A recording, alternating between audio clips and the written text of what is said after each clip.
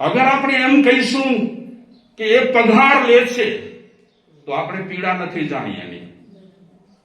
આપણી દ્રષ્ટિ કેવલ પગાર આપવા પૂરતી રહી છે, પીડા ન જાણીએ આપણે.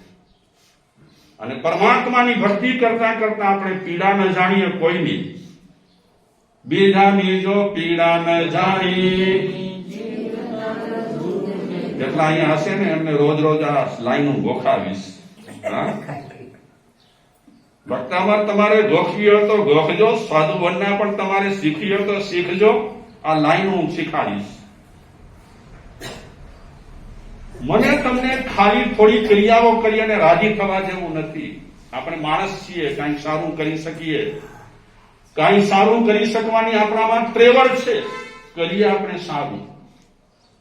એક ચપરાસીની હું વાત કરું. એક ચપરાસી હતો, ખાસ ગરમીમાં એ સ્ટેશને જાય અને પેસેન્જરોને ચોખ્ખું પાણી પીવડાવે. ચોખ્ખા ગ્લાસ, પાણી પણ ચોખ્ખા બર્તનમાં. અને જ્યારે પાણીનો ગ્લાસ આપે ત્યારે પેસેન્જરને કહે, જય શ્રી કૃષ્ણ, જય શ્રી કૃષ્ણ. તો સામેવાળો પણ ગ્લાસ લેતા લેતા શું બોલે?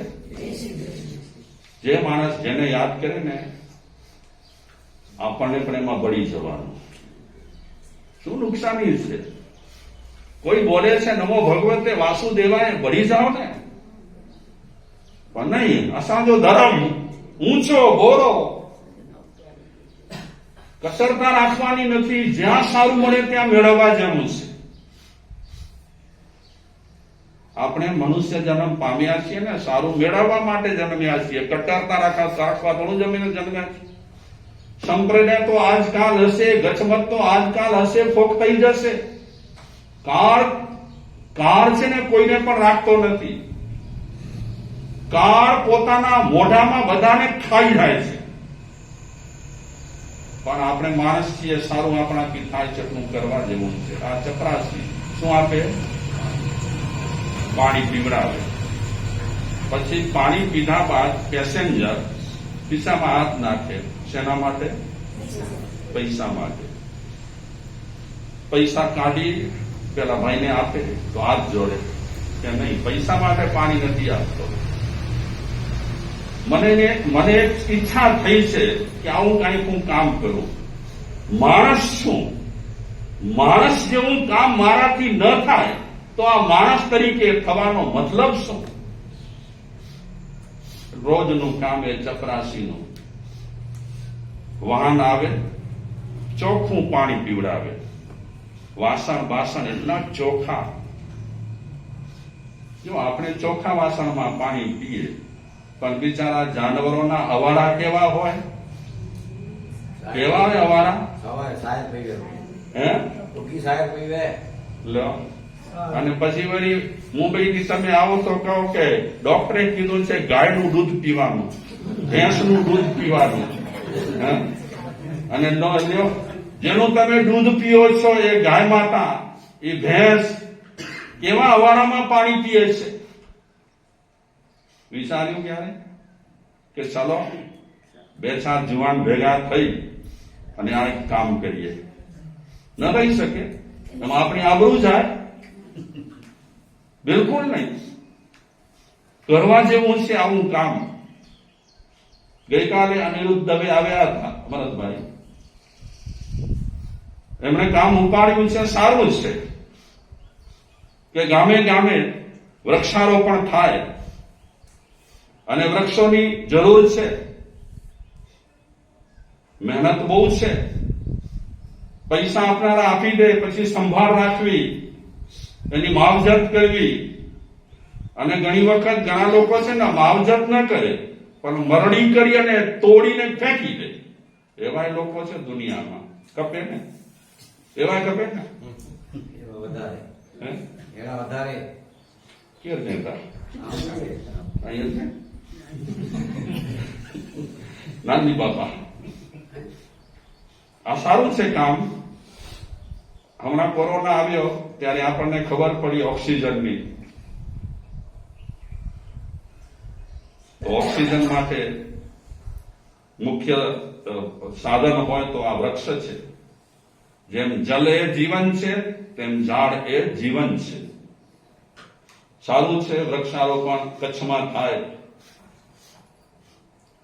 જરૂરી છે, પણ હજી સુધી આપણા મગજમાં બેસશે નહીં. બેસશે બધા પૈસા નાના મગજ में कोटड़ा गढ़सीसा જનક कोठारा कोठारा इन बरा ने जारो वावेतर गच्छ के जा અનિરુદ્ધભાઈ રિક્વેસ્ટ કરી રહી કે 5 શરૂઆત કર્યો. ने पहला शुरुआत થઈ હતી 5 વાર પહેલાથી જારો શરૂઆત થઈ છે. ઘણા ઠેકાણે સદભાવના વૃદ્ધાશ્રમ રાજકોટ વાળા પણ ખૂબ સારી વ્યવસ્થા આપે છે. રાજકોટ વાળા ત્યાં વૃદ્ધમાં આ સમથિંગ નામ વૃક્ષ વાવ્યા પછી એ વૃક્ષની માવજત એ સંસ્થા કરે છે. સંસ્થાના માણસો કરે છે. પાણી પીવડાવવું, 2-3 વર્ષ સુધી ઉછેર કરવો. હું તો એમ માનું છું 28 કરો ને, 15 ઉપવાસ કરો ને, એના પારણામાં આવે આ યાદગીરી રાખો. કેમ? સ્ટીલના વાસણ છોડી દો. આવે એ ઘણું કર્યું આપણે. હવે આવું કરો. અને જો એ લોકોએ વ્યવસ્થા કેવી રાખી છે, જેનો ઝાડ હોય એ ઝાડના નીચે એનું નામ રહે. સારી છે વ્યવસ્થા. નામ પણ રહે ને ઝાડ પણ થાય. મહારાષ્ટ્રમાં એક ગામ છે, એક ભાઈ સરપંચ બન્યા વર્ષો પહેલા, અને ગમે તે કારણસર એમની એકની એક છોકરી હતી, ગુજરી ગઈ. દુઃખ બહુ લાગ્યું દીકરી ગઈ એટલે. પછી એમણે સંકલ્પ કર્યો કે દીકરી માટે હું રડ્યા કરીશ, એનો મતલબ શું? એ તો હવે પાછી આવવાની નથી, તો એની યાદગીરી માટે હું કાંઈ કરું, એની સમૃદ્ધિ રહે. અને પછી એ સરપંચ શ્રીએ એક સંકલ્પ કર્યો કે આ ગામમાં, મારા ગામમાં જેના ઘરે દીકરીનો જન્મ થાય એને બધા ઘરવાળા ભેગા થઈને 100 રોપા આપે. બાકી બધી જવાબદારી સરપંચશ્રીએ લીધી. અગર છોકરી જન્મે તો જન્મથી લઈ કરી અને લગ્ન સુધીની વ્યવસ્થા પણ આ સરપંચશ્રીએ જાહેર કરી. અને એ દીકરી જયારે મોટી થાય ત્યારે રક્ષાબંધનના દિવસે ભાઈને તો રાખડી બાંધે, પણ એની સાથે સાથે એ ઝાડને પણ રાખડી બાંધે કે મારા જન્મ નિમિત્તે આ 100 ઝાડ ઉભા થયા છે. સારું છે. હવે જૈનોને આવા વિચાર આવતા હોય તો જૈનોને આવા વિચાર પહેલા આવવા જોઈએ. કારણ કે આપણે તો વનસ્પતિ કાય વિશે ઘણું બોલીએ છીએ.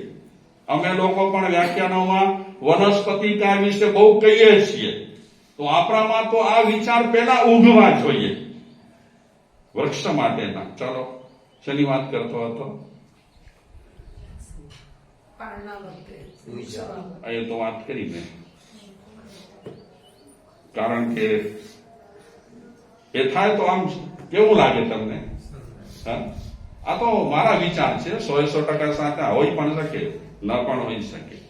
પણ આટલા બધા બેઠા છો, એ વિચાર વ્યક્ત કરવા મન થાય, આવા વિચારો શેર કરવાની ઈચ્છા થાય. બધું આપણાથી થઈ શકે એવું જરૂરી નથી. આ ચપરાસીની હું વાત કરું. નાનો માણસ છે, ચપરાસીને પગાર કેટલો હોય? ચપરાસીનો પગાર બહુ ન હોય, તે છતાં પણ એ પોતે આ કામ કરે છે. ચોખ્ખું પાણી આપવું, ચોખ્ખા વાસણ. ગામમાં એક વૃક્ષ હોવા જોઈએ અને ગામમાં સફાઈ હોવી જોઈએ, જરૂરી છે. ખબર નહીં, હમણાં કચ્છના ગામમાં જાનવરો છૂટા મૂકી દેવામાં આવે છે. આટલા છૂટા મૂકી દેવામાં આવે છે. મોટી ઉંમરના લોકો બિચારા મુંબઈથી આવે, એ આ પેટમાં આવી જાય તો એમને નુકસાની થાય છે. પણ ખબર નહીં શું થયું છે કચ્છમાં. ગામડામાં નહીં, શહેરમાં આવું ચાલે છે. ખબર નહીં શું દશા બેઠી છે. અને મહાજનની જે પ્રતિષ્ઠા હતી એ હવે લોકો પી ગયા છે, દાદ નથી દેતા. મહાજન માટે હવે કેવું ને કેવું બોલે છે લોકો. બોલો કે દુષ્કાળમાં જયારે ઘાસ નાખશે ને ત્યારે આપણી ગાયોને છોડીશું. બાકી મહાજનનું આપણે શું કામ કરીએ? બોલો. માણસ કેટલો કઠોર નિષ્ઠુર થતો જાય છે, ગજબની વાત છે. આ ચપરાસી રોજ રોજ આ કામ કરે, પાણી પાવાનું, ઠંડુ, ચોખ્ખું. એક દિવસે એક પેસેન્જરને વિચાર આવ્યો કે આ રસ્તેથી હું જ્યારે પસાર થયો છું ત્યારે આ ભાઈ પાણી પાય છે, પૈસા લેતો નથી અને શું બોલે છે, જય શ્રી કૃષ્ણ. કેટલો પ્રેમથી પાણી પીવડાવે છે. તો એ ભાઈ પોતાની મુસાફરી મોકૂફ રાખી કરી અને ખાસ ચપરાસીને મળવા આવ્યા. હસ્તધૂનન કરી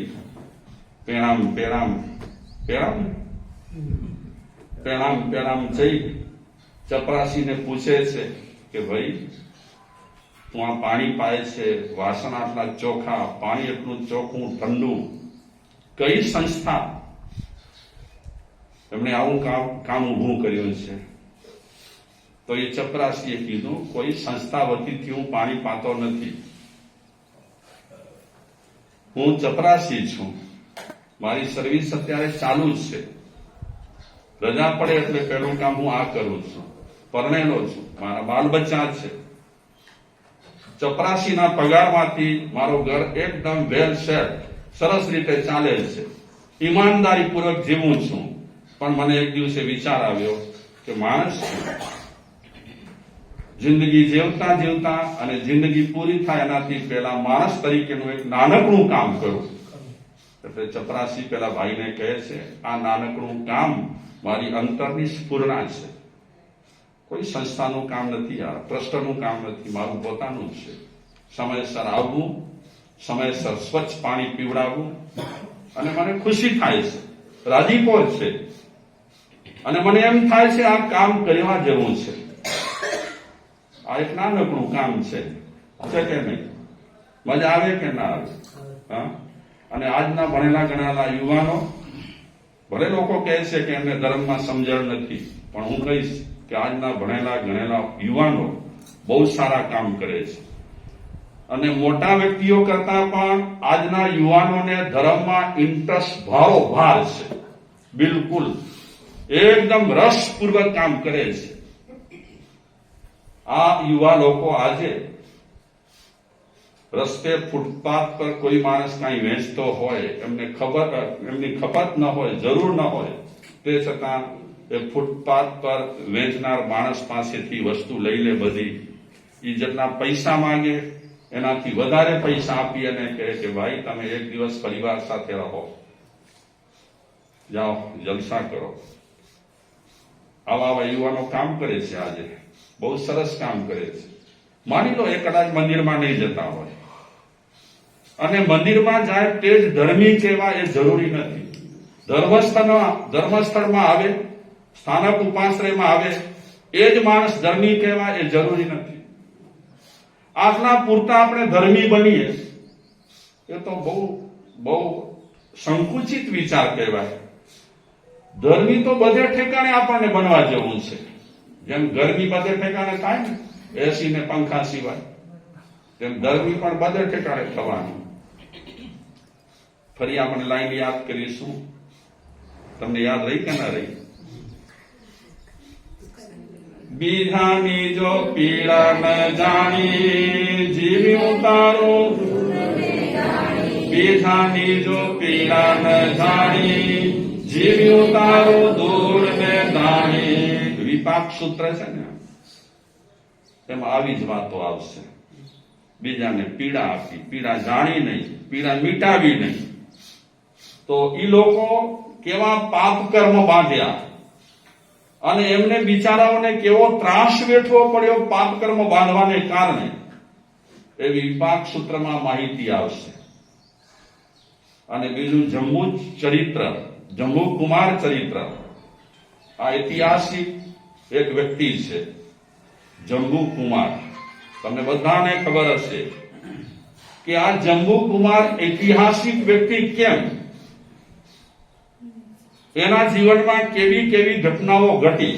જો કે અત્યાર સુધી અમે 15 વર્ષથી 2 વિષય લેતા નથી, ગૂંચવણ થાય 2 વિષયમાં. અને ટ્રાય કરીને હમણાં કેટલાક ટાઈમથી અમે સૂત્રના આધારે કે ચરિત્રના આધારે પ્રવચન નથી કરતા. કોઈ પણ એક વિષય લઈએ, 4 મહિના એ વિષય ચાલે. પણ હવે અમે અહીં આવ્યા છીએ એટલે ઘણા કથાના શોખીન હોય. બહુ આપણે લવરી હાંક્યા કરીએ ઘણા માણસોને મજા ન પણ આવે. એટલે આ કથા લીધી છે, ચરિત્ર લીધો છે. નહીં તો હવે ઘણા લોકો એમ કહે છે મારા સાહેબ કથાઓ રાજા રાણીની તો ઘણી સાંભળી, હવે કાંઈ આજના સમય પ્રમાણે આપો. તો આજના સમય પ્રમાણે લોકોને શેની જરૂર છે એ જ વિશે અમે વિચારીએ છીએ અને જેટલું કહેવાય તેટલું કહીએ છીએ. આજે સમય હજી થોડો છે, 5-10 મિનિટ. તમે પાકી ગયા છો? સાચે 100% નથી પાકી. સરસ. બીજાની જો પીડા ન જાણી, જીવ્યું તારું દૂર ને જાણી. મલુકા નામના એક સંત થઈ ગયા, મલુકા. એ મલુકા કહે છે જે બીજાની પીડા જાણે એ પીર, જે બીજાની પીડા ન જાણે તે કાફીર, બે પીર. મલુકા નામના સંતે કીધું. બીજાની પીડા જે જાણે તે પીર. તો આપણા કચ્છમાં, આપણે કચ્છની જ વાત કરીએ, આપણા કચ્છમાં ઠેક ઠેકાણે પીર છે, અનેક ઠેકાણે પીર છે. કોઈ ગરમી થઈ?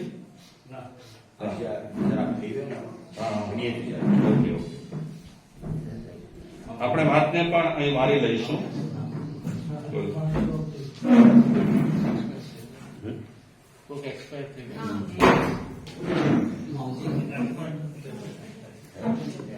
ઠીક છે.